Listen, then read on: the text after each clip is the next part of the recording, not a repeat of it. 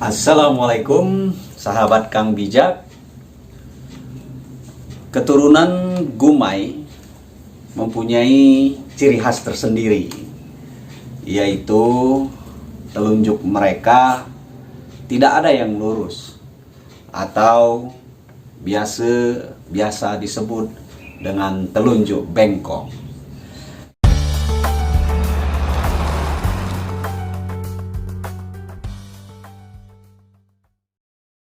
Bagaimana bentuk telunjuk bengkok dari keturunan Puyang Gumay?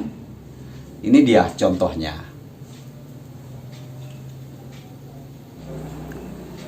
Ini adalah salah satu ciri khas keturunan Puyang Gumay, yaitu telunjuk bengkok. Nah, jadi telunjuk bengkok ini dia mengarah atau bengkok ke dalam, ya, bengkok ke arah sini, dan di ujungnya ini juga membengkok lagi ke dalam. Jadi walaupun kita usahakan untuk lurus, namun tetap saja telunjuk ini membengkok ke dalam. Ya, seperti ini. Tuh. Jadi kita usahakan untuk meluruskannya juga tetap dia terposisi ke dalam. Ya, bengkok ke dalam seperti ini. Nah, inilah yang menjadi ciri khas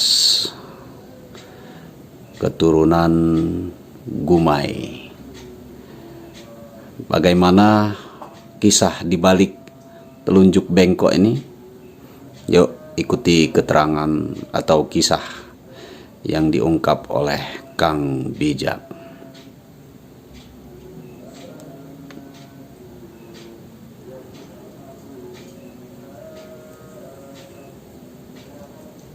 Dari beberapa perjalanan Kang Bijak bertemu dengan beberapa orang keturunan Gumay, ada kisah yang berkembang turun-temurun.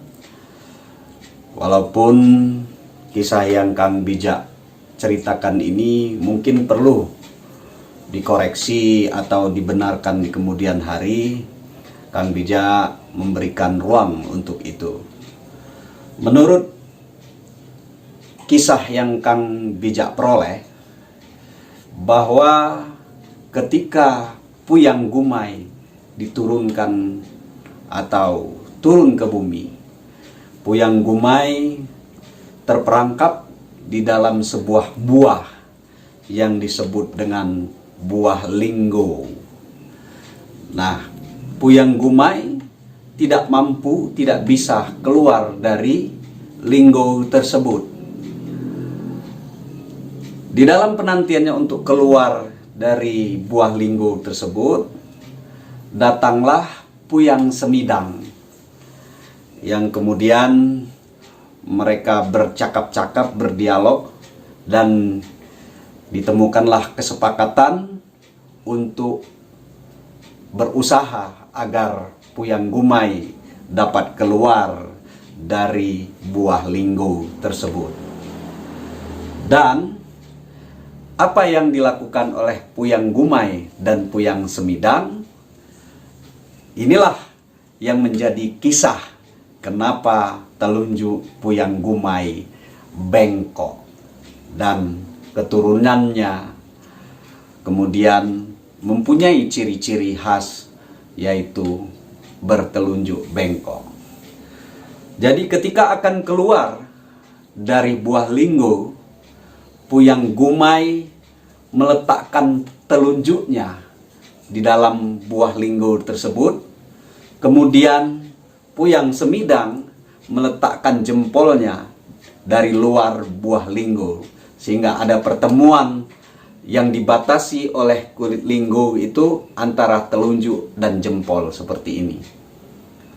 Nah, kemudian dari kejadian inilah bertemunya antara telunjuk dan jempol dari Puyang Gumay dan Puyang Sumidang. Akhirnya terbukalah linggur tersebut sehingga Puyang Gumay bisa keluar dari buah tersebut. Apa yang menjadi kesimpulannya? Ternyata inilah yang disebut oleh kisah Puyang Gumay dan Puyang Sumidang tersebut. Ketika Puyang Gumay meletakkan telunjuk jarinya, maka dia mengucapkan sebuah kalimat. Kalimat apa itu? Mungkin ini menjadi sebuah rahasia bagi keturunan Gumay. Demikian juga dengan Puyang Sumidang mengucapkan sebuah kalimat di luar dengan menggunakan jempolnya. Akhirnya cerita tersebut bahwa Puyang Gumay membuat ucap di dalam pemahamannya mungkin ini adalah kajian tentang ketauhidan, dan Puyang Sumidang mengucapkan ucap di luar secara syar'i. Inilah yang kemudian mungkin disebut dalam beberapa kisah hukum di luar. Jadi Puyang Gumay ucap di dalam, Puyang Sumidang ucap di luar.